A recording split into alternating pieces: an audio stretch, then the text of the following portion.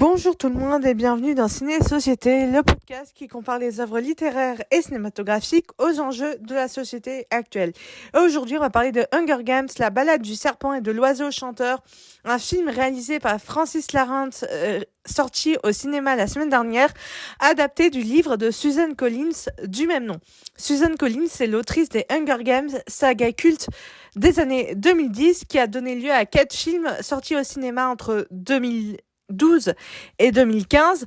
Et dans ce préquel, on va suivre l'histoire de Snow, comment il est devenu le président qu'on connaît, le monstre qu'on connaît. Dans le rôle de Lucy Gray, on va suivre Rachel Zegler, vue dans le West Side Story de Spielberg, sorti en 2021, et Tom Blint incarne Snow. Snow a 18 ans et il va devenir mentor des Hunger Games pour la première fois. Et il va avoir sous sa protection Lucy Gray, tribute du District 12.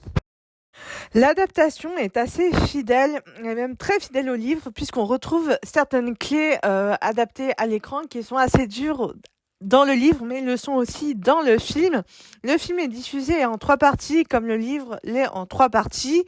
Première partie, on apprend à connaître Snow, ses origines, d'où il vient. Deuxième partie, centrée sur les Hunger Games et sa relation avec Lucy Gray. Et troisième partie, comment il décide de devenir un monstre. Il y a forcément un élément déclencheur qui fait que il va devenir comme il est, mais pour ça, il faudra aller voir le film. Je ne spoile rien.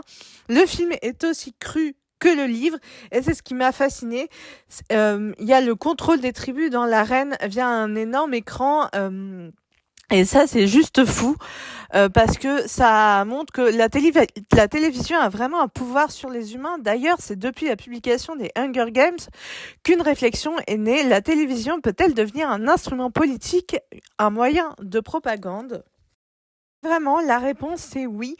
Du début à la fin, le film est une tension constante. L'attention est tenue, à aucun moment on ne se doute que Snow va devenir un monstre.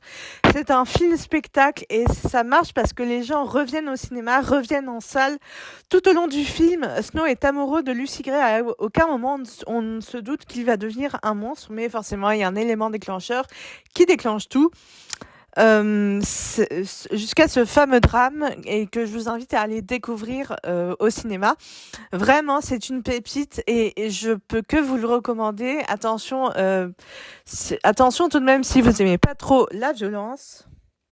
Non, est-ce que Hunger Games est-elle une saga visionnaire de notre société ? Je pense que oui, du moins c'était le cas entre 2012 et 2015, ça l'est encore aujourd'hui. Je pense que oui, parce que ça montre bien que les écrans sont un moyen de contrôler le peuple, de contrôler les tribus qui sont dans l'arène et de contrôler bien sûr les mentors qui ont pour protection les tribus. Et bien sûr, il y a plein de gens qui vont se faire tuer dans l'arène. Et ça, malheureusement, ça rappelle un peu certains trucs, certains aspects de notre société qui sont pas toujours roses, mais qui sont souvent plutôt glauque. Donc vraiment, Hunger Games, la balade du serpent et de l'oiseau chanteur, c'est un film que je ne peux que vous recommander parce que clairement ça vaut le coup. N'oubliez pas d'aller au cinéma et de vous cultiver, de lire, c'est important, et continuez à éveiller votre curiosité. Nous on se retrouve très bientôt pour un prochain sujet, un prochain film à analyser, une prochaine morale, et en attendant, cultivez-vous.